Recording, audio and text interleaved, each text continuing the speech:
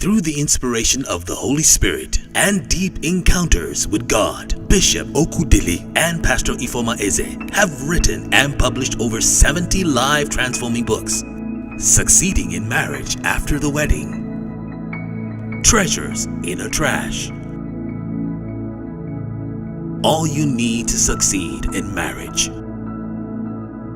Preparing for Your Season of Demand, Building a Marriage That Will Stand the Test of Time, and many more. If you're in Nigeria, you can get these at Zion Heritage and Miracle Ministries branches. For further inquiries, call 0809-178-7299 or 0805-716-1060. Remain lifted for life.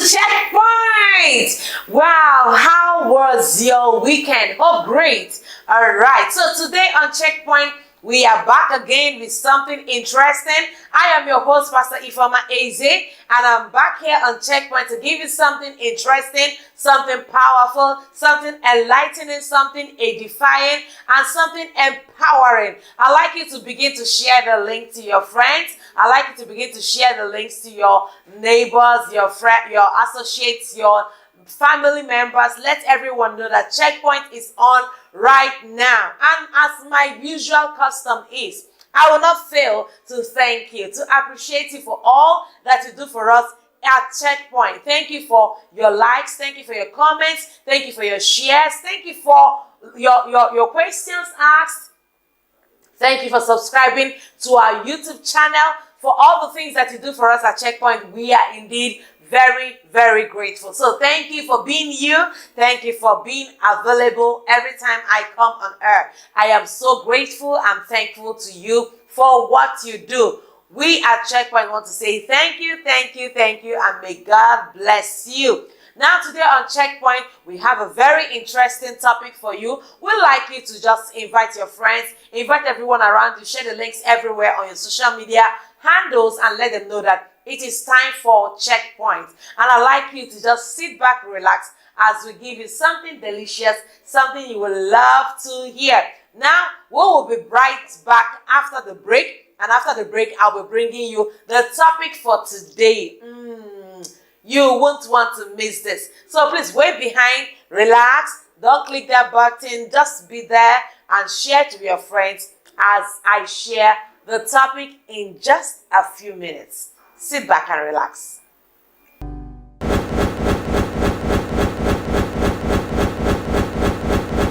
All right, welcome back from the break. All right, today we're going to be sharing with you a very interesting topic, and our topic today is ding ding ding, rekindling the flames of romance in marriage. Rekindling the flames of romance in marriage. All right, so many people have been married for just too long. Some have been married for just a few years, but then they discover something about their marriage, that this marriage is very, very boring. All right, I just said it's just the way my kids usually say boring. So they discover that things are just becoming so monotonous in that relationship, and they want to get the spark back that used to exist early in their marriage. They want to get that feelings, those feelings of butterflies in their tummy and happy feelings that they usually used to have at the beginning stage of their marriage. Now, let me tell you something about marriage. Romance in marriage is not automatic. Romance in marriage does not work on autopilot. So it does not mean that when you are just married, your romance in marriage will just start building up. No, it doesn't work like that. When you are married, if you want romance in your marriage, you have to intentionally, deliberately bringing romance into your marriage. Just like when you have a house, when you get a new house, you don't just automatically fold your hands and then all of a sudden furniture begins to step into the house, and then the television comes in, the sound system comes in, the cooling unit comes in. It doesn't work like that. If you want these items in your house, you have to intentionally and deliberately bring in those items that make you comfortable in your house. You have to bring in the furniture, the chairs, the bed, the cooling unit, the sound unit. All right, you have to intentionally and deliberately bring these things into your house for it to become a beautiful home. In the same way, in marriage, when you get married, or if you're already married, you don't expect romance to just walk into the house. No, you intentionally, you deliberately work on it. You intentionally bring in this romance into your marriage. It is something that you have to do consciously, so that you don't just fold your hands and then they begin to happen. So today I'll be sharing with you 10 quick ways through which you can bring back that romance in your marriage if you have been married and then the romance has disappeared. Now, if you're not yet married, just learn some of these things and then just bottle them up for when you would have to use them. Now, but if you are married, this message will greatly help you, okay? 10 quick ways for you to rekindle the flames of romance in marriage. Sometimes for some people, the flames are wild, all right? The flames are high. For some other people, the flames are just going dead. For some others, all that is left are ashes. Now, I want to show you little steps through which you can just bring back the flame. If all you have is ashes, you bring back the flame, you rekindle the flame, you increase the flame until it goes wild, all right? This is something you have to do intentionally. You don't just sit back and then it all happens all by itself. You have to intentionally, deliberately, consciously make it to happen. All right, so let me quickly share with you the 10 quick steps through which you can rekindle the flames of romance in your own marriage. Are you ready? Are you ready? If you're ready, let's go. All right, so number one is prioritizing your spouse. You have to intentionally prioritize your spouse. Can I tell you, if you're married, that your spouse is the most important personality in that marriage? I know some of you have children, and then because you have children, you want to just focus on the children. You want to prioritize the children over your spouse, but don't do that. A day will come when you have an empty nest, and when you have an empty nest, it means that the children have all left the nest, they've all left the comfort of the home, and then they are pursuing their careers, they are pursuing their education, they are pursuing whatever it is that is important to them in life. You will still be left back at home with the person you started this life with. So at the beginning, it's just both of you, then later children begin to come. At a point in time, the children will still live, and then you have an emptiness, and in that case, both of you and your spouse will just be all that is left. So you have to intentionally prioritize your spouse. I know you love your children, but please prioritize your spouse. Don't do things at the detriment of your spouse, unless it has to do with health issue, life and death issue. In that case, then you can do it just for a little while, not like all the time, okay? So you have to prioritize your spouse. Make him or her feel like he or she is very important to you. It's important in your relationship. It's important in your marriage. Make him the most valuable person in your life. Make her the most valuable person in your life. Prioritize your spouse. When you prioritize your spouse, you care for them most. You look out for them. You make sure they are okay. A lot of women, when they begin to have children, they begin to just focus so much on the children that the man will feel so left out, so ignored and neglected.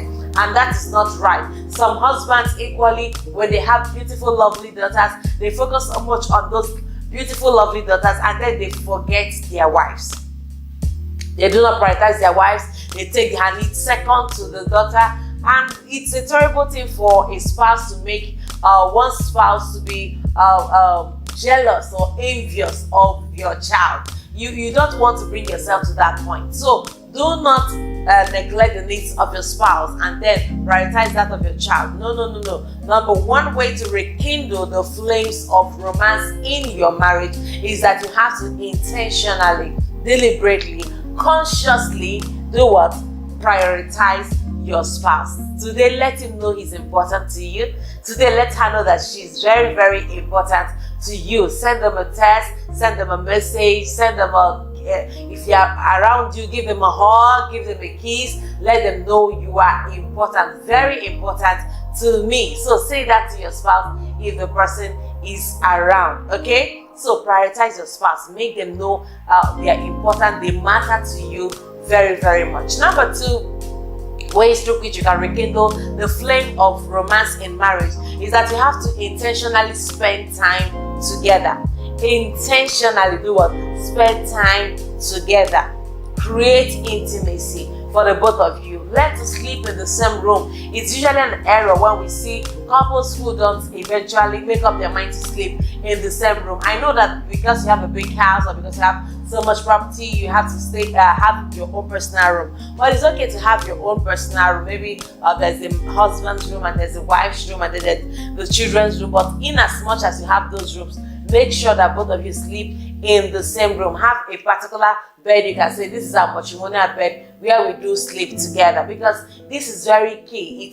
It makes for bonding, it makes for togetherness, it makes for cementing your relationship. All right, intentionally spend time together. Spend your waking time together, spend your sleeping time together, spend your resting time together. This is very key. Intentionally spend time together, even play together. Some couples have allowed their marriage to become so monotonous and so boring and so annoying. But you see, marriage does not have to be boring, you know. Marriage does not have to be very monotonous. I know life happens, but despite life, you have to intentionally, deliberately spend time with the person that you love, with your spouse, all right? So make out time to play together. Play, laugh, all right? Laugh uncontrollably. Look for things that both of you can do together. Create something together. Build something together. Play together, all right? Paint together. Write together. Build a song together. Whatever it is that both of you can do together. This creates for intimate time with your spouse, okay? Create intimacy, create togetherness, create koinonia, create fellowship, create communion. All right, these are very, very key for any marriage whose flames of romance has to be rekindled. Intentionally do this. This will help build your marriage. My husband and I have several things that we love to do together. We love to talk about ministry together. We love to build the ministry work together. We write some of our books together, and then we play together. We spend time together. One of our most favorite times is just the time that we spend with each other. We spend talking, gisting, laughing, and even making each other smile. So this is very, very key. Intentionally spend time together. I know life might be pulling you in different directions. The sickness of children, ill health of the children, work, all right, making money, pursuing, and the hustles of life. I know all of that, but in as much as they try to pull it out at different points in life, do one thing: always find time to be together. Always find time to fellowship together, to be together, to create something, to play around, to sleep together, to create intimacy. Make sure that that together time is really not touched. This will greatly help you in any relationship where you have found yourself. You don't want your marriage to be boring, right? You don't want your marriage to be filled with monotonous moments. No, that's not what you want. You want to create a memory that will last for life. So create time together. Spend time, quality time together. Number 3 way through which you can rekindle the flames of romance in your marriage is by surprising yourselves with good gifts. Surprise yourselves with good gifts. Listen to me, it doesn't have to be his birthday before you buy him something. It doesn't have to be her birthday before you buy her something. Make every day look like Christmas, all right? Make every day look wonderful. There are many times I just go out and then in a particular shop, I just see something that would look nice on my husband. I go ahead and buy it for him. I don't have to wait for Christmas Day or maybe his birthday or an anniversary to buy him something nice. And this is very important because we all have to imbibe it. All right, so surprise yourself with good gifts. Listen to me, it's not even about the quality of the gift, it's not about the price of the gift, it's about the heart that remembered. And this is one thing we have to do as couples. Some husbands have gotten tired of buying stuff for their wives because when she picks it up, she's like, how much did you buy this in the market?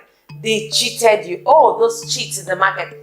That's not what it should be. Just pick up that gift. Don't bother about how much it costs or anything, and just appreciate the one who gave, because he thought of you, thought of the love that he has for you, and then went out to buy something. And when it comes to spouses, please don't keep comparing your gifts with other people. All right, don't say, oh, this other person bought this kind of gift for his wife, or this person bought that kind of gift. Oh, no, listen to me. You are not them, and they are not you. Okay, this is very important. If you are watching thus far, type on the WhatsApp type on the comment section. You are not them, they are not you. Type it again on the comment section. If you're watching on YouTube, type on the comment section, on the chat, live chat. If you're watching on Facebook or other social media, also type on the comment section. Say you are not them, they are not you. This is very, very key. Many of us like to compare ourselves. Oh, look at the incredible diamonds that he bought his wife. Oh, look at the incredible, beautiful car that she bought her husband. Listen to me, it doesn't have to be so. You buy according to your ability. You buy according to your capacity. You don't need to borrow or break the bank to be able to buy anything for the person you actually love. So we are talking about rekindling the flames of romance here in your marriage. Surprise yourselves with good gifts, all right? Think, be thoughtful. Look at what has he been complaining about, what has she been complaining about. And I must say, many times ladies in marriage, they relax and they are like, oh, I want to relax and be taken care of. How many of you have heard of that slogan? It's very popular here in Nigeria and in Africa. I just want to relax and be taken care of. Listen to me. The person you got married to also wants to relax and be taken care of. Now, being taken care of is not the exclusive reserve of just the husbands or just the wives. You can also take care of the person you got married to. So sometimes just go out and buy something for your spouse. I'm talking to ladies now. Ladies, go out and buy something for your husband. It's not every time you'll be waiting. Oh, I want to collect, I want to take, I want to have. Listen to me, that person is also a human being. He equally has needs and he wants to have some of the nice things of life. So you go out and buy it. That is why I encourage every lady anywhere to be doing something. Have something that you do for your life. Have something that you do for a living. Because if you don't have something that you do, how would you be able to buy him something?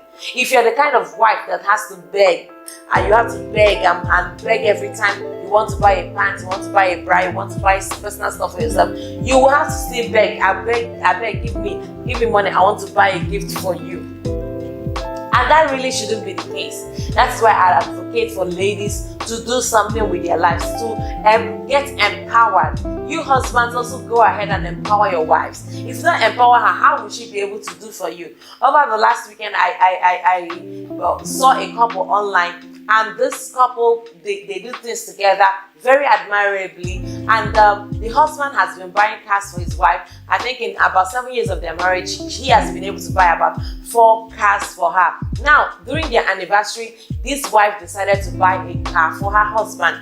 Amazing, beautiful. How would she have been able to buy that car for her husband if the husband had not initially empowered her? So he had empowered her, and then she came to a point of gratitude where she now understands that he has been able to do well by her, and then she bought him a car. And the husband has been saying that he has been the one buying cars for people, and he has not really received much car gifts like that. So he was really glad that his wife was able to be thoughtful enough to give that to him. So listen to me, you as a wife can give to your husband, and you as a husband can empower your wife to give. Don't expect anything if you are not willing to empower her. Don't expect any gift if you are not willing to empower her, because only empowered women can empower others. That's the truth. So please, in a marital relationship, husband, buy gifts for your wife. Wife, buy gifts for your husband. Those gifts do not have to be expensive to be relevant. They don't have to be expensive to be relevant. Now, I want to ask you a direct question. Are you listening to me? Are you watching right now? When last did you buy a gift for your spouse? When last did you buy a gift for your spouse? If you haven't, please go ahead. Do it today. Do it before the week runs out. Buy a gift for your spouse and say, thank you for standing with me. Thank you for loving me. Thank you for submitting to me. Thank you for being an amazing partner in this journey called marriage. And you'll be surprised at how alive he or she will come. You'll be surprised at how happy he or she will come. And I want to emphasize, ladies, you go out and buy gifts for your spouses, okay? You go out, ladies, and buy gifts for your husbands. Your husbands does not have to be the only one at the giving end. Remember, the Bible says that it is more blessed to give than to receive. So don't always be a receiver. Be a giver. Givers are the ones who are blessed. So if you want to be blessed, go ahead and give. So surprise each other with good gifts from time to time. It doesn't have to be a remarkable day or a birthday or anything. Just surprise yourself with good gifts. And when you do that, you discover that the flames of romance in your marriage, they will come alive and they'll become very, very alive for you. And you also have to enjoy that marriage. All right, let's talk about number 4. Number 4 point on how to rekindle the flames of romance in your marriage is increase your PDA. Increase your PDA. When I talk about increasing your PDA, PDA simply means public display of affection. I know we are all coming from somewhere. Some people have reservations on how PDA works for them, or they do not even like PDA at all. But irrespective of that, marriage is really beautiful. And marriage is not a secret thing, all right? God gave us marriage as a gift. So I'm not saying that because I'm saying you should increase your PDA, you should go outside and then begin to make love in public. That's not what I'm saying. I'm simply saying that you should increase your public displays of affection. PDA means public displays of affection. So hold each other, give each other a firm grip when you're walking on the street, give each other a kiss on the cheek, anything that you are comfortable with, all right? Don't try to break through your boundaries if you're not comfortable with that yet. My husband and I, there is no, nothing, we don't hide the fact that we do love each other, and we're not ashamed for PDAs, okay? So we go ahead and then we display PDAs. So some people say, oh, that's not befitting for a pastor, but listen to me, God made marriage beautiful, God made marriage sweet, and then people in the world shouldn't set the standards for a sweet marriage, right? It is we who are believers, we who know God, we who read the Bible, who received the manual, the accurate manual for marriage. We are the ones that should really know how to display PDA. In case you think that display of PDA is unbiblical, I want you to read the book of, that should be the book of Genesis 26, verse 8 thereabout. The Bible speaking said that when the king looked out through his window, he discovered that Isaac was sporting with his wife and then Rebecca, and he said, no, this is really not the kind of play that a brother and sister should be playing. And that was how he discovered that Isaac had actually lied to him, that Rebecca was his sister, instead of telling him the truth that Rebecca was actually his wife. Now, you would agree with me that they were not in the house, they were just outside in the field, and then they were sporting, all right? They were just caressing themselves. Some other versions say, and Isaac was caressing Rebecca. They were just playing around, having fun, and that's why I say that PDA is not ungodly. PDA is not against the scriptures, all right? So this is very, very important. Increase your PDA, all right? If you want to rekindle the flames of marriage, many spouses, especially the husbands, ignore this, and then at night you want her to respond accurately to your sexual advances. Meanwhile, during the day, you did nothing about it. As a matter of fact, if you want her by 11, try to be nice by 7, all right? So let me rephrase that. If you want her by 11, increase your PDA by 7. If you heard that right and loud and clear, if you heard that loud and clear, I'd like you to just comment in the comment section. Say, if you want her by 11, increase your PDA by 7. Let's say it together. If you want her by 11, increase your PDA by what? By 7. 7 in the morning, not 7 like 7 to the 11, all right? So increase it, do something about it, all right? Have a public display of affection. When you see your wife coming around, a light hug will not kill you. It will not unchristian you. It will not pollute your spirituality. Alright? I don't like people just over spiritualizing things. God gave us marriage. God gave us sexual genitals. Alright? God gave us sexual organs, and God equally gave us marriage. Now, this God who gave us marriage cannot be wrong about marriage. He's not anti-marriage. He's not against marriage, as some people would say, as some preachers would say. You can be in love and still be in God. Let me say that again. You can be in love and be in God. Many people assume that because you are in love, oh, you have to either be in love or be in God. No, you can be in love and be in God. If you heard that loud and clear, please type it in the chat room. Let me know that you heard it. You can be in love and be in God. And this is very, very, very key. So increase your PDA. Let others know that this one belongs to you. As a matter of fact, if you do your PDA well, even some of the sexual predators hanging around you and your spouse, they will not find you. They will not see you. They will not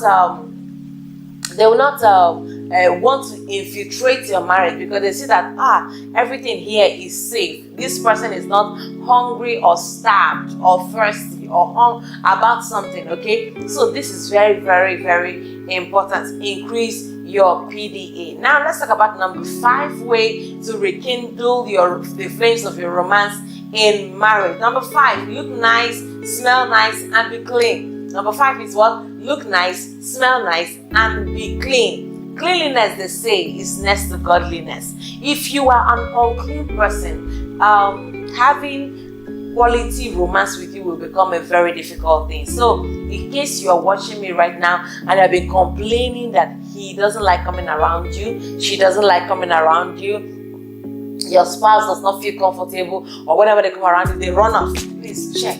Are you smelling? Are you bringing out some kind of odor that is not okay for your spouse? Watch your tongue. Wash your tongue very well. Brush your teeth very well, so that you won't be bringing out odor. There are people that already have this condition called halitosis, where they have this kind of terrible mouth odor. How do you expect your spouse to love to kiss you when you have mouth odor? It becomes difficult. No matter how holy, no matter how nice he or she is, it becomes very difficult. So brush, floss, alright? Clean up your mouth and then bath your body. Scrub the intimate parts. Practice quality self-hygiene. Practice quality personal hygiene. Alright, shave the hair in your armpit and in your pubic areas. Don't allow those hairs to clutter everywhere, and then they begin to have white roots and stuff like that. Some people, if you see the hair on them, on their armpits and on their pubic areas, those hair are beginning to change color, become very ugly, untidy, or the person would almost think that things are living inside that place. Don't do that. Don't do that. Don't become that kind of person. All right. Shave regularly. Clean up your body. All right. Wash. Scrub your body as you wash. This is very, very key, so that you don't begin to put your partner off. See, listen, romance does not happen automatically. Write that down. Write it down in the comment section. Romance does not happen automatically. Write it down in the comment section. Another thing I want you to write is that romance does not run on autopilot. Romance does not run on autopilot. It is something you intentionally and deliberately and consciously create for your marriage. It does not happen automatically. You have to do it intentionally. So if you want romance, do what? Look nice, smell nice, and be clean. Clean up yourself.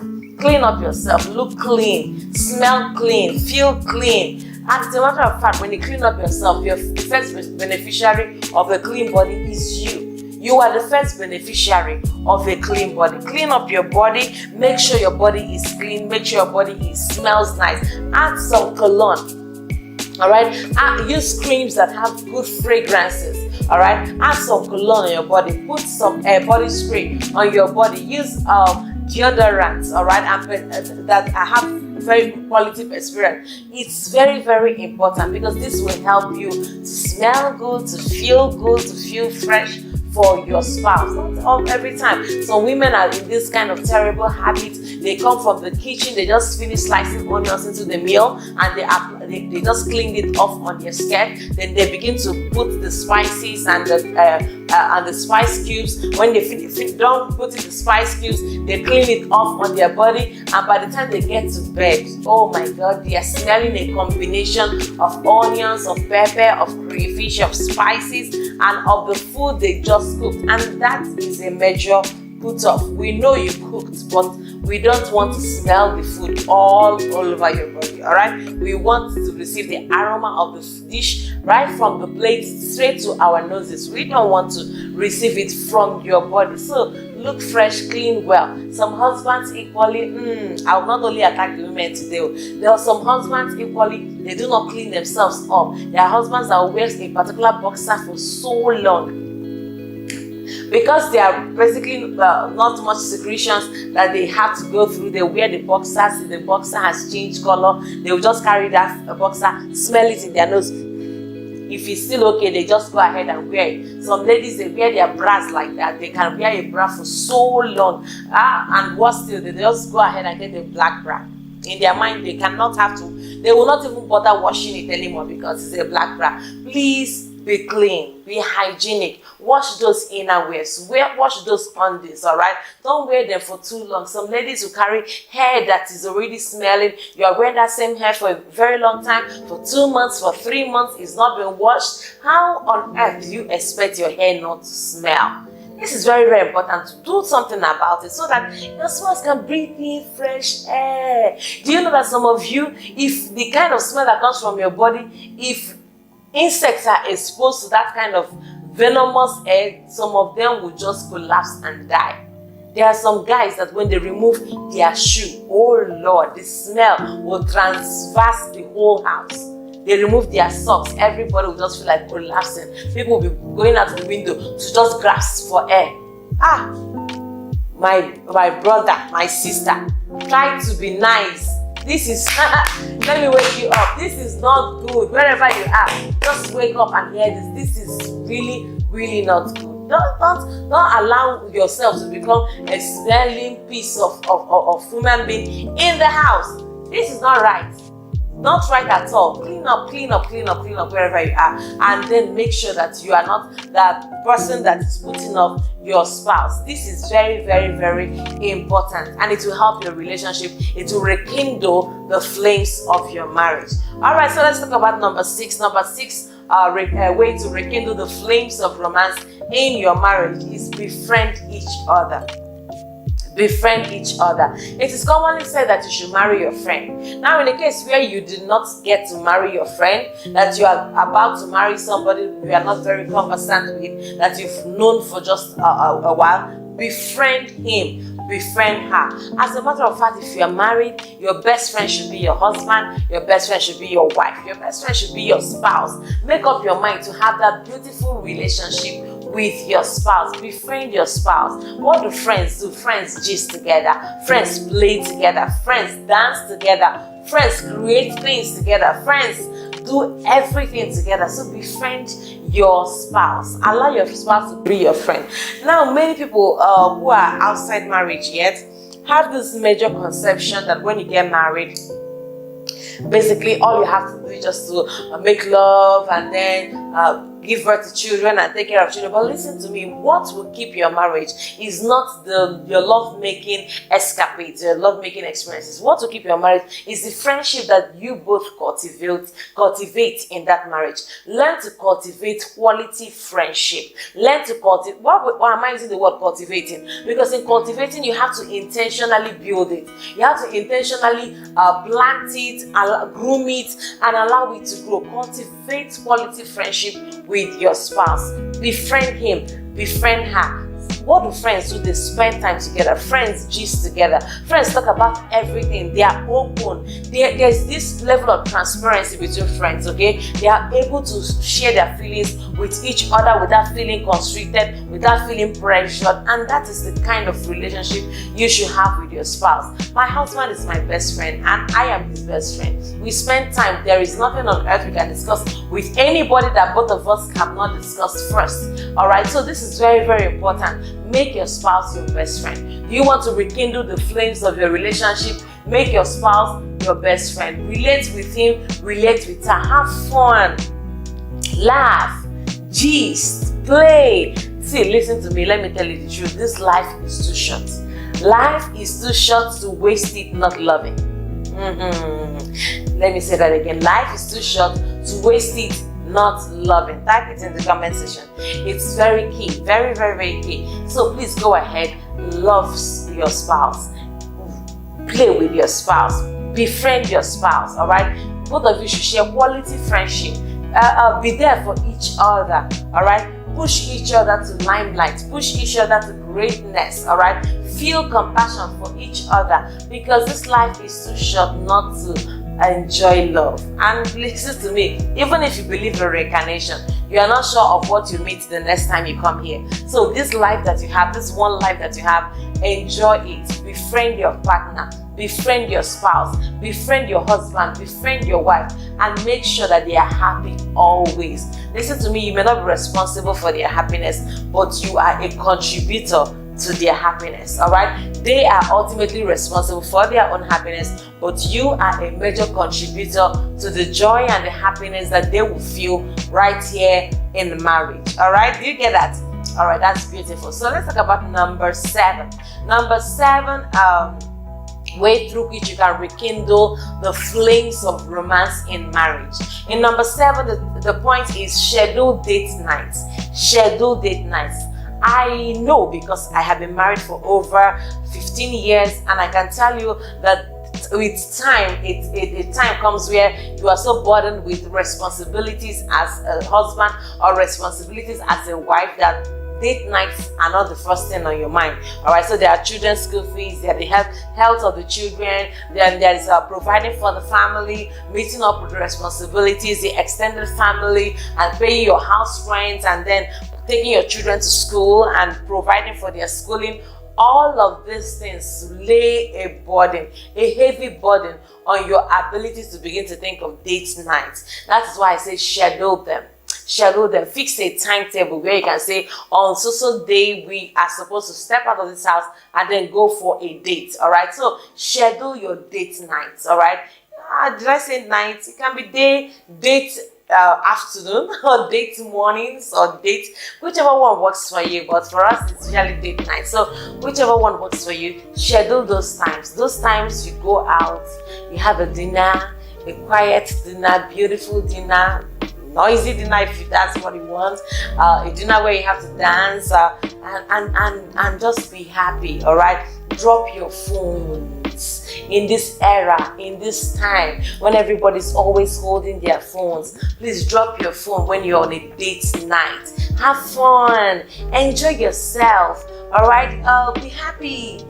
Relive the moment, reminisce on the beginning of your relationship, how much you guys love each other, what stuck out for you both, what was very peculiar and particular about the person you fell in love with. Think about the lovely memories that you have had, and then imagine what the future is going to look like.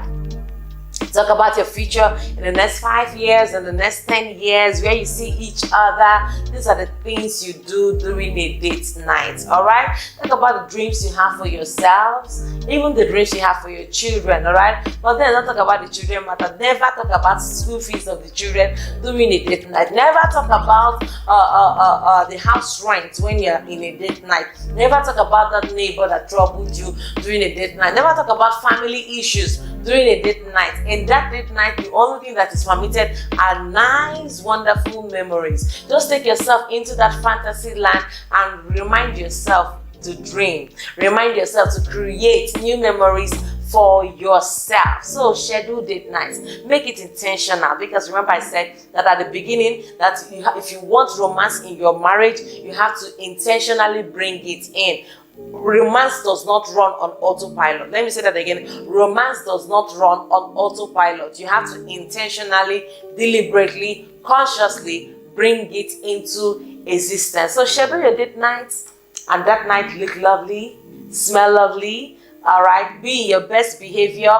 Try to be all smiles, irrespective of what is going on in your life, and then enjoy yourself. I have a strong feeling in my spirit that I have just helped a couple here. I have a strong feeling in my spirit that I've just helped a husband and a wife somewhere. Please go ahead and schedule those date nights. All right? Have fun. Have fun. Loving God does not mean you can't have fun. Remember I said you can be in love and also be in God. Loving God does not mean you can't have fun here with the person you are married to. You are married, and that marriage is of God. So enjoy it. Enjoy it the best way you can, because you should. That's right. Yes, you should. Now let's talk about number 8. Number 8, way through which you can rekindle the flames of romance is that you have to cuddle, kiss, hold hands, and have selfless lovemaking. Let me say that again. Cuddle, kiss, hold hands, and have selfless lovemaking. Always find times to cuddle, to stay together, hear each other's heartbeat, discuss nice things, kiss yourselves on the cheek, on the lips, in the mouth, whichever way you want to, because you want to rekindle romance in your marriage. Hold hands, hold your bodies, hold each other tight, whichever way you want, and then have selfless love making. A lot of couples, they make war, not make love. Please make love, not make war. All right, have fun. What I say selfless love making is that when it comes to love making, when you are in the mood to give pleasure to your husband or to give pleasure to your wife, you eventually find yourself doing what we call selfless love making. So the focus is not on what you want or what you need. The focus is on what can I give to him so that he can feel pleasured and happy. What can I give to her so she can feel pleasured and happy? What can I do?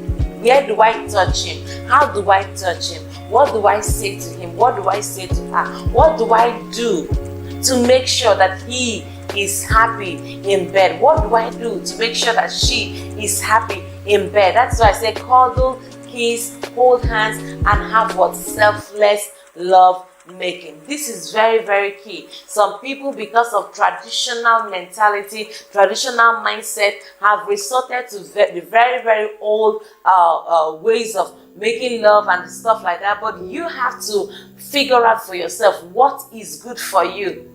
Husband, ask yourself, how best can I serve you in bed? Wives, ask your husband, how best can I serve you, my husband, in bed? This is very, very key. Because we can say, oh, we can pray all we want to, we can speak in tongues all we want to, but then if we are not satisfying our partners, our husbands in bed, then it becomes a problem. If we are not satisfying our wives in bed, it becomes a problem. So cuddle, kiss, hold hands, and do what? Enjoy selfless love making. This is God's will for every marriage. Like I said earlier at the beginning of this video, if you're not married yet, please just bottle up everything you are learning and wait till you are married. The essence of this is not to expose you to evil or expose you to sin, but to give you the quality knowledge that you need. You don't have to go to any porn site to learn what I'm telling you today. You don't have to go to any terrible site to learn anything. Learn it from a Bible base. Learn it from a scriptural view. Learn it from someone who loves God and who desires to live for God. This is very, very key. So cuddle, kiss, hold hands, and then do what? Have selfless love making. This is very, very important for you as a couple, you as a spouse, because you want to rekindle the flames of romance in your marriage. And believe you me, it is not automatic. It is not on autopilot. You have to intentionally make it happen. So do it and enjoy your marriage. All right, let me move on. Number 9, let go, say sorry, and accept apologies. Let me say that again. Let go, say sorry, and accept apologies. Let go, say sorry, and accept apologies. Listen to me. As long as you are in a marital relationship, there will be a time when you will offend or when you'll be the offended. Let me say that again. As long as you're in a marital relationship, a time will come when you will offend your spouse or when you'll be offended by your spouse. This is life. This is real. Being realistic. In as much as you want all the butterflies in your tummy and all the excitement and beautiful things that being in love brings, a day will come when you will either offend or be the one offended by your spouse. I always tell people, like my husband would always say, when your teeth mistakenly bite on your tongue, what do you do? What do you do at such times? Do you just use a hammer and begin to knock off your teeth for biting your tongue and giving you so much pain? What do you really do? You just enjoy it. You just let it be. After a while, it will be resolved. After a while, things will just be fine. After a while, the pain will go. And this is how you have to follow your relationship. A day will come when you'll be the one that is offending or the one that is being offended. And when that happens, what do? Let go. Say sorry and accept apologies. Everybody will offend from time to time. That is being realistic. Everybody will offend. You will one day offend your spouse. As long as both of you were not even raised from the same house. But even listen to me, there are people that you are raised from the same house and they are your siblings, your brothers and sisters, and they still offend you. Your father can offend you. Your mother can offend you. And when they do offend you, what do? You say, no, I'm no longer a member of this family. No, I'm done. I don't want any of you anymore. No, you don't do that. You just let it go. You allow time, you heal, and then you come back. So let go, say sorry, and accept apologies. Can I tell you that saying sorry does not reduce your reputation? Saying sorry does not reduce your caliber. It does not reduce your integrity. It does not reduce your finesse. It does not even reduce your handsomeness or beauty. Learn to say sorry. Learn to say sorry. Many wars wouldn't have started if people learned to say sorry. Many tragedies wouldn't have started if people learned to say sorry. Many lives would not have been lost if people have learned to say sorry. Many marriages wouldn't have been destroyed and nullified if people learned to say sorry. So say sorry. Say sorry. Say sorry. That reminds me of the story of a particular man who had a son who came around and said, Dad, I want to get married. And the father said, say sorry. I said, Dad, what am I saying sorry for? I didn't really offend you. Say sorry. And the man said, no. And the young man said, no, I can't say sorry, Dad. What am I saying sorry for? What did I do to you, Dad? I said, go, come back next week. And then the boy came back next week. I said, Dad, I've told you I really want to get married. And then he said, no, say sorry. I said, why would I say sorry, Dad? Why are you doing this to me? I can't say sorry for something I did not do. He said, come back next week. The young man went and came back next week and said, Dad, I am tired of this. I really want to get married. Just give us a fatherly blessing. Let's go ahead. I can't be begging you over something like this. I said, say sorry. He said, Dad, I don't understand why I have to say sorry. And Dad said, okay, come back next week. He said, oh, Dad, can we just get this over and done with? He said, come back next week. Now, by the time it was a month later, this guy came back and then the father said, say sorry. And she just said, sorry, Dad. I'm so sorry, Dad. And the father said, why are you saying sorry? He said, I don't even know, but I just have to say, I'm sorry for peace to reign. He said, now you are ready for marriage, young man. Now you are ready for marriage, young man, because you were able to say sorry even when you were not sure of what you actually did. In marriage, there will be times one would encounter this kind of similar situations where you don't even know what you actually did to your spouse to provoke him or to provoke her. But at the end of the day, what do you do? Just say sorry. Say sorry and everything will be alright. Say sorry and mean the sorry you said. Many say sorry, but they do not mean the sorry they are saying. So you say sorry and you mean it. Be sure that you mean what you are saying. Say sorry and mean it. So another thing you have to do, accept apologies. You might say, oh, this apology is not the right kind of apology. You did not say it well. She did not say it well. She did not need them to say it. Leave all of that. Accept apologies, because it's really not easy to also say sorry. I know for some people it's already easy and they say sorry, they repeat the wrong they have done. They say sorry, they repeat that wrong again. That shouldn't be the way to live. So let go, say sorry, and accept what? apologies. This is very helpful. This will help your relationship thrive. It will help you to be a better person. It will help you to have a more blossoming relationship with the person you are married to. Now, finally, number 10, I'd like to share with you the number 10 way to rekindle the flames of romance in your marriage. Number 10 is get out of your comfort zone and reignite a spark in your marriage. Get out of your comfort zone and reignite a spark in your marriage. I understand that some people, when they get married at the beginning, sometimes you're not comfortable with everything, but as time progresses, you become more used to your spouse. You begin to get used to your spouse. You begin to get used to your spouse, and when you get used to your spouse, you are able and free to begin to do certain things with your spouse. But whatever it is that you have to do that is under God, that is godly, that is okay, that is permitted within the boundaries of marriage, go ahead and do that. Get out of the comfort zone and then reignite the spark in your marriage. If you have not been taking your bath like 2 times a day, just make up your mind to say, oh, I'm going to start taking my bath 2 times a day. If you don't apply fragrances before you sleep, you can say, oh, I can start applying fragrances before I sleep. Whatever it is that you need to do to switch up the romance in your marriage, go ahead and switch it up. All right, go ahead and switch it up. Go ahead and reignite the flames of your romance in your marriage. Go ahead and reignite the spark in your relationship. You cannot have a boring marriage.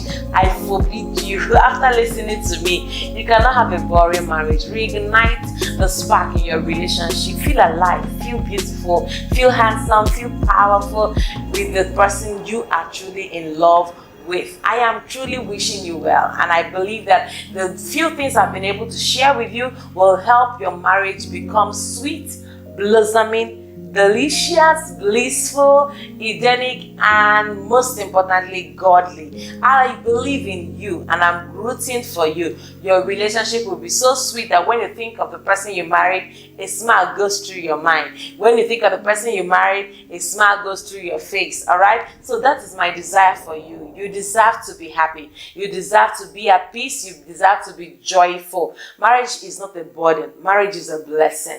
Marriage is not a burden. Let me say it again. Marriage is a blessing. Marriage is not a burden. Marriage is a blessing. You can enjoy your marriage. Marriage is not meant to be endured. Marriage is meant to be enjoyed. So God gave you marriage so that you can enjoy it. Enjoy it to the fullest. Be happy. Smile. Rejoice. God gave you a gift. Go ahead and enjoy the person you got married to.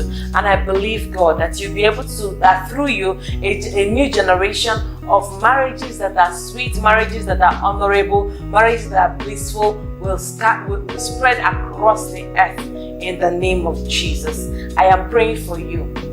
Never forget that beyond all of these things you have to do, you need God in your life. So no matter what you do, ask Jesus to come into your life. Ask the Lord to permeate your soul, to permeate your heart, because that's the only way you'll be able to give love. God is love, and you need to have God in your heart to be able to give love. If you don't have God, you won't be able to give love, because love is of God and God is love. Because principally you cannot give what you don't have. Now you need so much of God inside of you for you to be able to give love to the wife you got married to, for you to be able to give love to the husband you got married to. I believe that your marriage is going to be sweet, powerful, and very, very blissful. That is my prayer for you. As you begin to practice this 10 ways to rekindle the flames of romance in your marriage, things will turn out for your good in the name of Jesus. All right, thank you so much, and that's all I have to share with you today. So until I come your way again, keep making a positive, indelible mark in the lives of people and on the sands of time.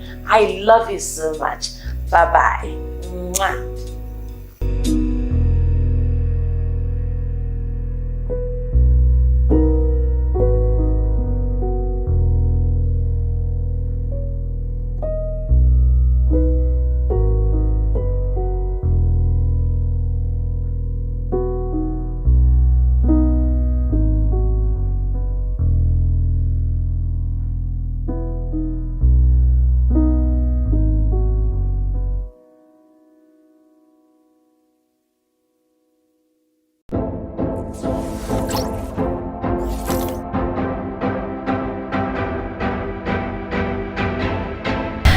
everyone. I hope you were blessed by that message. All right, so I want you to just go ahead and support us. If you are led, go ahead and just sow into the account right on the screen.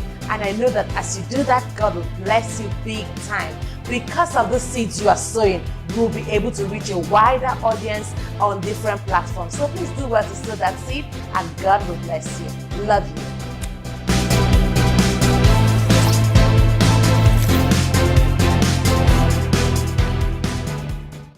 Through the inspiration of the Holy Spirit and deep encounters with God, Bishop Okudili and Pastor Ifeoma Eze have written and published over 70 life transforming books. Succeeding in Marriage After the Wedding, Treasures in a Trash, All You Need to Succeed in Marriage, Preparing for Your Season of Demand, Building a Marriage That Will Stand the Test of Time, and many more. If you're in Nigeria, you can get these at Zion Heritage and Miracle Ministries branches. For further inquiries, call 0809 178 7299 or 0805 716 1060. Remain lifted for life.